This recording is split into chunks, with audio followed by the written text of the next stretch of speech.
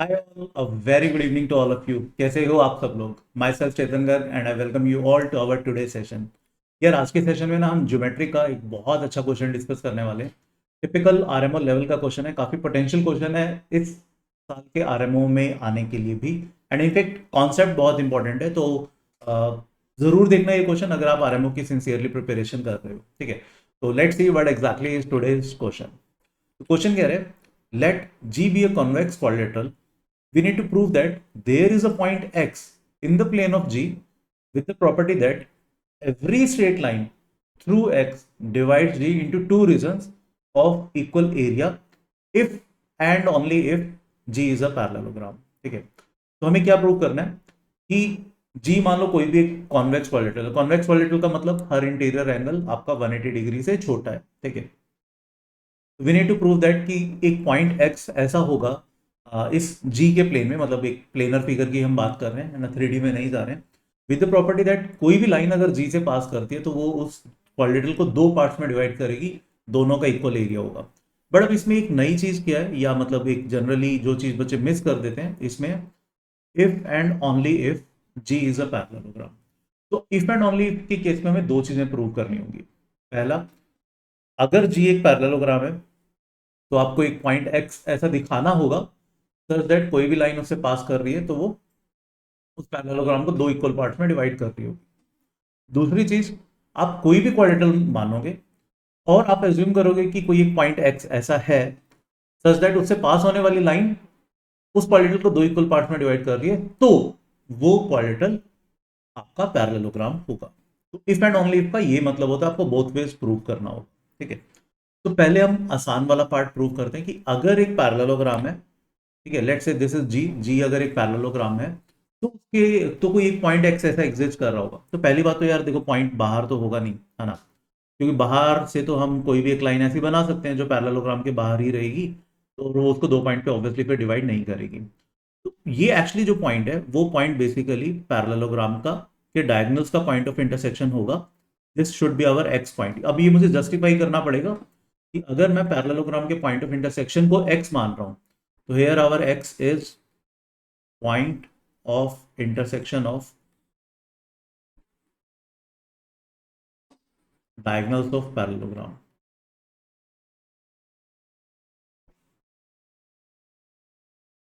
ठीक है, एक्स हमारा क्या है, point of intersection of diagonals of parallelogram.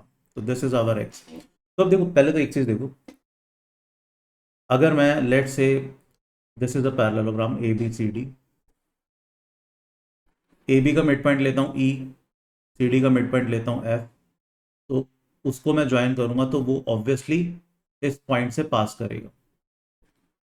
And in fact what I can say, ये जो ई एफ होगा, ई एफ भी अपने आप में, E F will be parallel to this A D as well as B C, और you can say A E F D is a parallelogram because E mid point है तो A E D F के बराबर है, and opposite side parallel and equal है तो वो A E F D एक पैरेललोग्राम हो गया। And similarly E B F C भी एक पैरेललोग्राम होगा with same basis and same height, तो इन दोनों का एरिया ऑब्वियसली इक्वल है। ठीक है, इन दो पैरेललोग्राम्स का।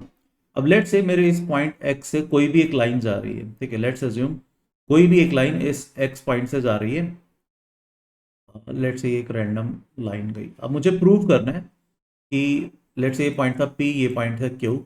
Now I have to justify कि भैया जो area of P B C Q है that should be equal to area of A D Q P, ये दोनों एरियाज इक्वल होने चाहिए। ठीक है, ऐसा करने से मेरा एक पार्ट प्रूव हो जाएगा कि अगर पैरेललोग्राम, अगर पॉलिटल पैरेललोग्राम है तो ऐसा एक पॉइंट एक्स एग्जिस्ट कर रहा होगा जो कि point of intersection of their diagonals होगा। अब ये पार्ट बड़ा इजी है प्रूव करना। देखो, अगर आप ई एक्स पी ट्राइंगल को लेते हो, E X P triangle will be congruent with F X Q. ठीक है, ये दोनों ट्राइंगल्स कॉन्ग्रुएंट है। क्यों कॉन्ग्रुएंट है, ये इसके इक्वल है। ठीक है, एक्स मिड पॉइंट था, सेंटर ऑफ द क्वाड्रेटल था, तो बेसिकली ये वाली साइड इसके इक्वल थी, है ना, ये दोनों एंगल्स भी इक्वल है पैरेलल की वजह से, तो दैट सिंपली मींस कि ये दोनों triangles congruent and hence Q X will be equal to P X. ठीक है, तो this simply implies Q X equal to P X, right. और यू कैन से इन दोनों ट्राइंगल्स का एरिया सेम होगा। ठीक है, इन दोनों ट्राइंगल्स का एरिया अगर सेम है, एरिया अगर सेम है तो बेसिकली इनिशियली जो हमारा ट्राइंगल था ए ई एफ डी, जो हमारा पैरेललोग्राम था, उसमें हमने effectively D P E x का एरिया ऐड कर दिया। ठीक है, पी एक्स का एरिया ऐड कर दिया और क्या सब्ट्रैक्ट कर दिया, क्यू एफ एक्स का।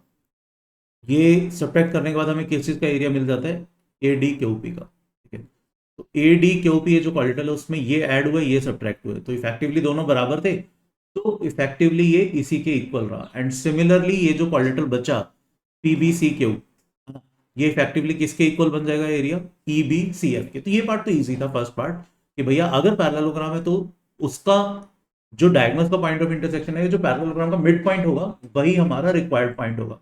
इंटरेस्ट में सिर्फ ये प्रूव करने से आपको 2 या 3 मार्क्स मिलेंगे। मेन पार्ट इसका ऑपोजिट वाला पार्ट था कि अगर कोई भी क्वाड्रेटल है और एक ऐसा पॉइंट एक्स एग्जिस्ट कर रहा है, तो दैट उससे पास होने वाली कोई भी लाइन उसको 2 इक्वल पार्ट्स में डिवाइड करेगी ऑफ इक्वल एरिया, तो आपको जस्टिफाई करना था कि वो एक पैरेललोग्राम होगा। तो वो मेन पार्ट है, हम उस पर चलते हैं। ठीक है, तो basically let's say this is any random quadrilateral A B C D and there is a point X such that इससे पास होने वाला कोई भी लाइन उसको 2 पार्ट्स में डिवाइड करेगा, बोथ ऑफ इक्वल एरिया। ठीक है, तो लेट्स एज्यूम ऑब्वियसली वो पॉइंट बाहर तो हो नहीं सकता, जैसे हमने पहले भी जस्टिफाई किया था। अगर पॉइंट बाहर होता तो बाहर की बाहर ही एक लाइन बन जाएगी, वो पैरेलल क्वाड्रेटल को इंटरसेक्ट ही नहीं करेगी। मतलब आप किसी भी नियरेस्ट साइड के पैरेलल लाइन ड्रॉ कर सकते हो, तो वो क्वाड्रेटल को इंटरसेक्ट ही नहीं करेगा, है ना। तो 2 पार्ट्स की तो बात की बात है, और उनका एरिया इक्वल होना तो बहुत फिर दूर की बात हो जाएगी।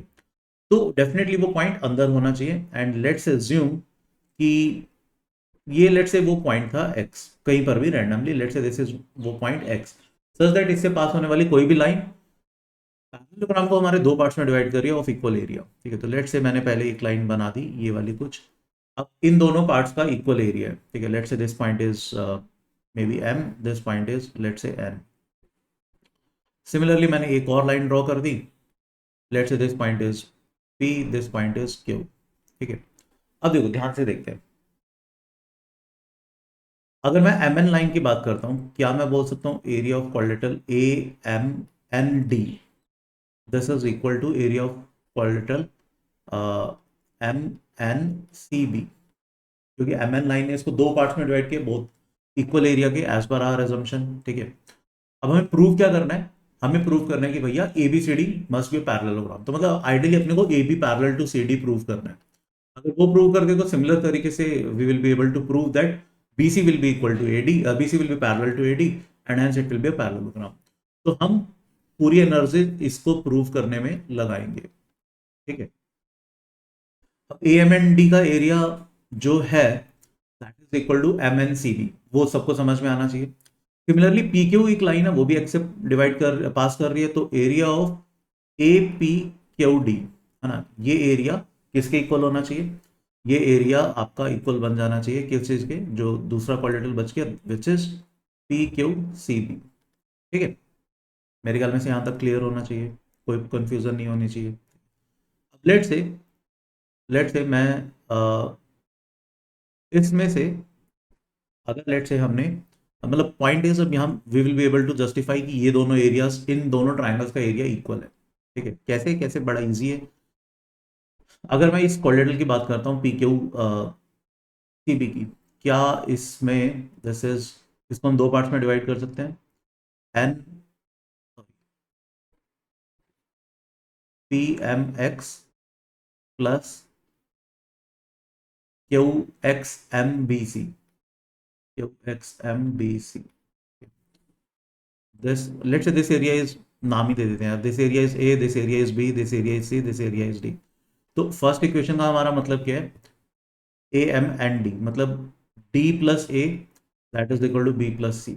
इस इक्वेशन का ये मतलब था। सेकेंड इक्वेशन का क्या मतलब है, ए पी क्यू डी का, ए पी क्यू डी मतलब इस बार बन जाएगा D plus E, D plus C, sorry, D plus C that should be equal to what, that should be equal to, उधर क्या बन जाता है ये, पी क्यू सी बी का एरिया क्या है, बी प्लस ए, है ना, बी प्लस ए। ये समझ में आना चाहिए। अब अगर मैं इन दोनों को सब्ट्रैक्ट करता हूँ, तो यहाँ पे बनता है A minus A that is equal to C minus A, that will give you a equal to C, 2a equal to 2c, और you can say a equal to C. तो मतलब ये वाला एरिया इसके इक्वल बन गया। ठीक है, तो ये कंक्लूजन समझ में आया। तो मतलब अगर, अब देखो कंक्लूजन क्या है, लेट्स सी जो हमारा गिवन पॉइंट था x, जो इससे पास होने वाली कोई भी लाइन इसको दो पार्ट्स में डिवाइड कर रही थी, दोनों का इक्वल एरिया। तो अगर मैं दो लाइंस ऐसे पास करा देता हूं, तो ये जो दो ट्राइंगल्स बन रही हैं, इन दोनों ट्राइंगल्स का एरिया इक्वल होगा as per our this proof. ठीक है, तो अब अगर ये कहानी समझ में आ गई तो थोड़ा सा आगे बढ़ते हैं। अब लेट से ये मेरा वो पॉइंट था x, ठीक है, और मैंने मान लो इससे तीन लाइंस पास करवा दी, करवा सकते हैं, कोई दिक्कत नहीं है। लेट से एक लाइन कुछ ऐसे गई, एक लाइन कुछ ऐसे जा रही है, और एक लाइन कुछ ऐसे जा रही है, तीनों इस पॉइंट x से पास कर रही है। ठीक है, late say this point is p, this point is q, this point is let's say r, this point is s, this point is let's say m, and this point is let's say n। ठीक है, अब ध्यान से देखना, जो हमने पढ़ा उसके अकॉर्डिंग कैन आई से कि area of triangle P R X, मतलब ये वाला area, that should be equal to ये वाला area which is equal to area of Q X S. ठीक है, एज वेल एज अगर ये एंगल थीटा है तो ये वाला एंगल भी थीटा होगा, वर्टिकली ऑपोजिट एंगल, ये समझ में आना चाहिए। तो पी आर एक्स का एरिया क्या होगा, half of P X multiplied by R X multiplied by sine theta. Q X S का एरिया क्या होगा, half of Q X multiplied by S X multiplied by sine theta. Sine theta से उड़ रहा है, half half से उड़ रहा है, तो मतलब क्या आ गया, P X multiplied by R X that is equal to Q X multiplied by S X. ठीक है, पहली चीज तो ऐसा आने से यू कैन नॉट कंक्लूड कि ये दोनों ट्राइंगल सिमिलर है। एक उल्टा कंडीशन बन रही है, P X upon Q X equal to S X upon R X बन रहा है। अगर वो R X upon S X बनता तो आप सिमिलर कंक्लूड कर पाते। ये यहां से दिस डजंट इंप्लाई कि दोनों ट्राइंगल सिमिलर है। बहुत सारे बच्चे यहां से कंक्लूड कर लेते हैं कि भैया ट्राइंगल सिमिलर है तो ये पैरेलल हो जाएंगे, वो कंक्लूजन ही गलत है आपका। ठीक है, तो पॉइंट क्या है, पॉइंट अब ये समझ में आया कि भैया अगर दो लाइंस ले रहा हूं मैं, तो उन दोनों के जो एक्स पॉइंट पे साइड्स बनती है, मतलब P X multiplied by R X that will be equal to जो बाकी की साइड बच गई, मतलब कि S X multiplied by Q X, ये समझ में आना चाहिए। ठीक है, तो अब सोच के देखो, अगर अगर मैं लेता हूं दूसरी वाली साइड्स, मतलब कि लेट से मैंने ले लिया ट्राइंगल ले लिया आर एक्स एम, मतलब कि ये वाला ट्राइंगल, और फिर उसके ऑपोजिटली ये वाला ट्राइंगल बन जाएगा, मतलब कि एस एक्स एन, इन दोनों ट्राइंगल्स का भी एरिया इक्वल। तो यहां से मैं क्या कंक्लूड कर पाऊंगा, मैं कंक्लूड कर पाऊंगा कि भैया M X multiplied by R X that is equals to क्या, N X multiplied by S X, ये समझ में आना चाहिए। ठीक है, ठीक है, अब अगर मान लो मैं बड़े वाले ट्राइंगल लेता हूं, बड़े वाले ट्राइंगल का मतलब मान लो मैंने ट्राइंगल लिया पी एक्स एम, ये पूरा ट्राइंगल, तो उसका एरिया इसके इक्वल हो जाएगा, मतलब ये इक्वल होगा किसके, एन एक्स के के। तो जैसे हमने अभी ये जस्टिफाई किया, वहां से मैं क्या बोल पाऊंगा कि भैया P X multiplied by M X that should also be equal to N X multiplied by Q X. ये कहानी समझ में आनी चाहिए। अब अगर मैं इन दोनों को मल्टीप्लाई करता हूँ, तो देखो क्या हो रहा है, ये बन रहा है मल्टीप्लीकेशन से। अगर इन दोनों का हम प्रोडक्ट करते हैं तो this will give us P X multiplied by M X multiplied by R X squared that is equal to, और राइट साइड पर क्या बन रहा है, Q X multiplied by N X multiplied by S X squared. ठीक है, ये समझ में आ रहा है, यहां तक का प्रोडक्ट बना। अब अगर मैं इस कहानी को थर्ड इक्वेशन से डिवाइड करता हूं, क्या मैं बोल सकता हूं P M into M X ये N X into Q X के बराबर था। तो क्या हम कंफर्टेबली इन दोनों को कैंसिल आउट कर सकते हैं। तो इस पूरी कहानी का क्या मतलब निकलेगा कि R X squared that is equal to S X squared. ठीक है, और you can simply implies that R X equal to S X. ये कहानी समझ में आई, ये बहुत इंपॉर्टेंट कंक्लूजन है, ये समझ में आना चाहिए आपको। अब इस कंक्लूजन का क्या मतलब हुआ, इस पॉइंट से गुजरने वाली जो लाइन है as per our given conditions, ये बाइसेक्ट हो जानी चाहिए, मतलब x will be the mid point of any line passing through it, तो R X will be equal to S X. Similarly M X will be equal to N X, और ये दोनों angle equal है। अब यहां से मैं क्या कंक्लूड कर पाऊंगा, यहां से कंक्लूड कर पाऊंगा कि भैया आर एक्स एम इज, मैं दोबारा लिख देता हूं, R X M is congruent to क्या, एस एक्स एन। कॉन्ग्रुएंट है तो फिर ये वाला एंगल इसके इक्वल हुआ, है ना। जो एम पे एंगल है और जो एन पे एंगल है दे विल बी इक्वल। उसकी वजह से क्या हुआ, उसकी वजह से वो हुआ जो हम चाहते थे। मतलब लेट से अगर ये A B C D quadrilateral होता तो उसकी वजह से क्या आता, this will imply A B will be parallel to C D, जो हमें चाहिए था। बात समझ में आ रही है। तो यहां से अपन कंक्लूड कर सकते हैं कि भैया ए बी सी डी के पैरेलल होगा, and hence it will be a parallelogram. मतलब similarly we can prove BC will be parallel to AD and hence it will be a parallelogram. ये मेन पार्ट था। मतलब अगर late से 17 marks का question आता है तो यू कैन एक्सपेक्ट कि इस पार्ट के लिए कम से कम 11 से 12 मार्क्स होंगे। लास्ट पार्ट क्या था कि भैया अगर पैरेललोग्राम है तो पैरेललोग्राम से जो हमें प्रूव करना था वो तो इजी पार्ट था ना, वो तो ऑब्वियस भी था, वो दिखता भी है। But if and only if का मतलब होता है हमें दोनों पार्ट प्रूव करने हैं, और इसमें ये वाला पार्ट थोड़ा ज्यादा इंपॉर्टेंट था।